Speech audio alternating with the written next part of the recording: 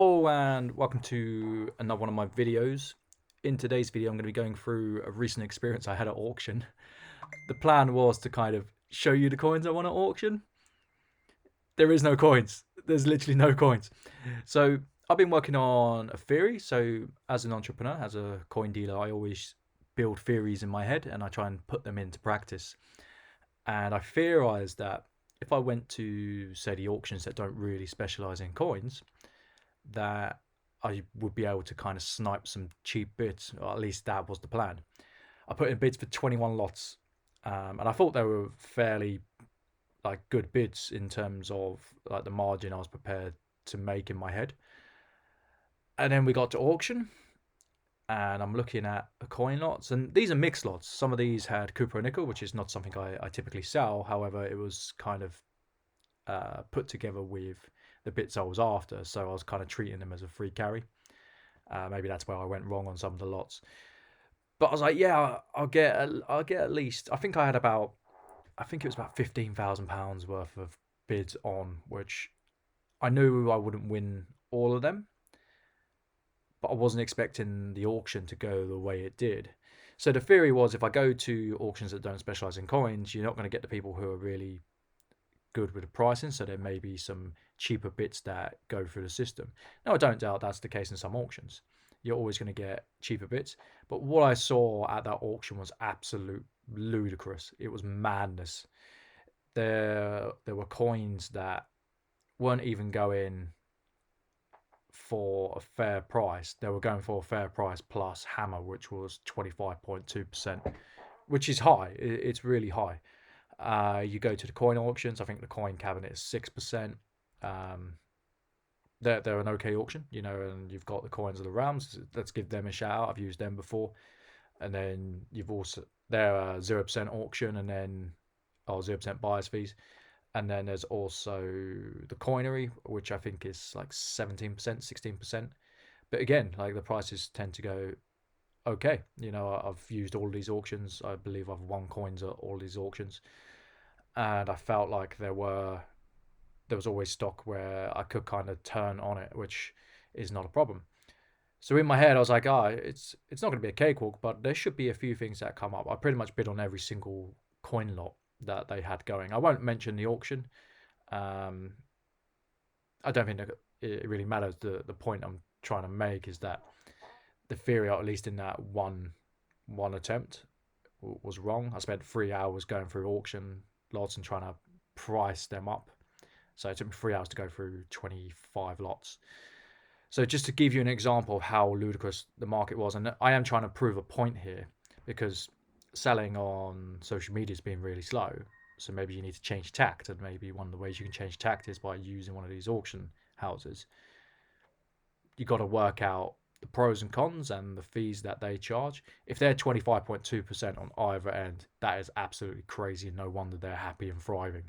If they're making 50% on each lot, madness. You don't particularly want to go there. But to put it in perspective, I made a bid on several sovereign lots. There was 4 lots. There was a 210 coin lots. There was a 9 coin lot, and there was a 6 coin lot. And I priced it in slightly over spot the way it worked out. I think it was a couple of pound over spot, but they were okay coins. There was no like horrible bits. There was one set, it had 9 shield sovereigns that they were probably about AU 53 to AU 58 at best. And I thought, I'll offer 365 a coin after the fees. I think that's a perfectly fair price. It's I thought it would be okay. Those coins alone, they went for 475 a coin each after hammer costs. Madness.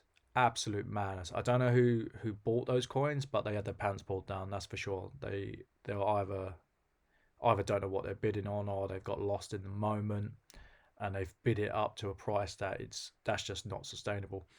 I I know bullion dealers who charge very hefty premiums on shields and not even good shields, and they don't even charge that. 475 is crazy. Like the other sovereign lots, some of the sovereigns were going for, I think it was 425, £425 for a sovereign, and that doesn't even include shipping. So yeah, on this occasion, it didn't really work. I thought it would. I thought there'd be opportunities. Now, that's not to say that my theory isn't correct. It could just be it was a bad day at the office. I've wasted a bit of time. That's okay. That's part of being an entrepreneur. You're always kind of poking the bear to see if the bear will give you the good stuff. Sometimes the bear mauls you half to death, and that's part and parcel of being self-employed. I'm afraid you got to take the good with the bad.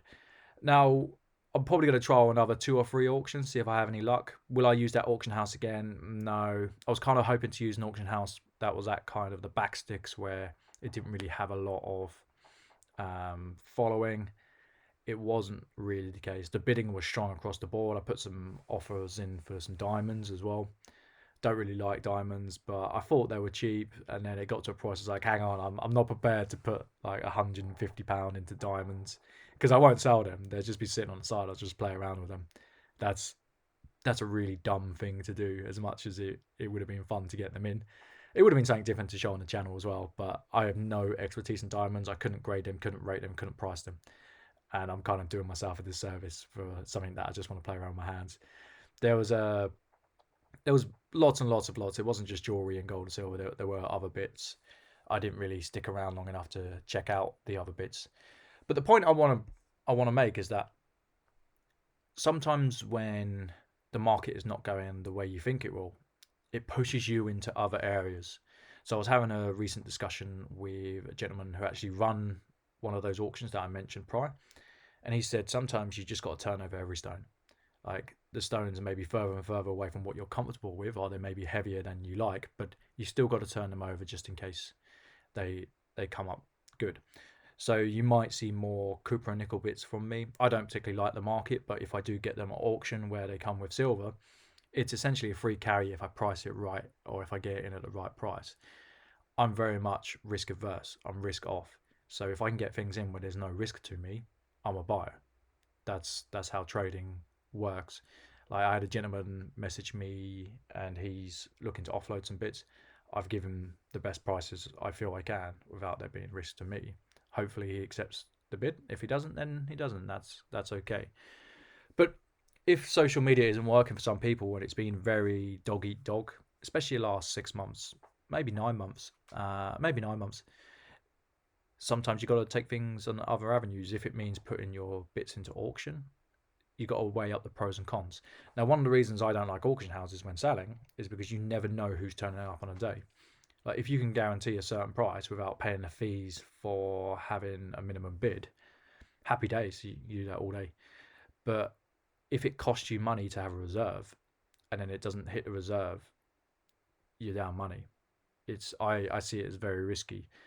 And bullion coins, in my mind, shouldn't even be auctioned because they have an intrinsic value, and it tends to well usually typically in this auction it didn't happen. It typically reverts to intrinsic value either slightly over or slightly under.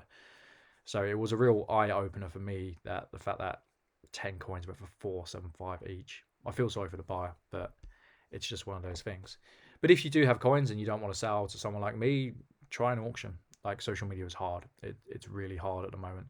There's more participants and the prices are being forced down, the premiums are being forced down to the point that I'm even changing tact and I've gone back to discount postage. So I've got about £25,000 face worth of discount postage. I will use the bulk of that, but the rest of it I'm going to ping off. So I just pinged off 500 to another trader. I'll probably try and ping off 10k worth of the 16k I bought auction last week.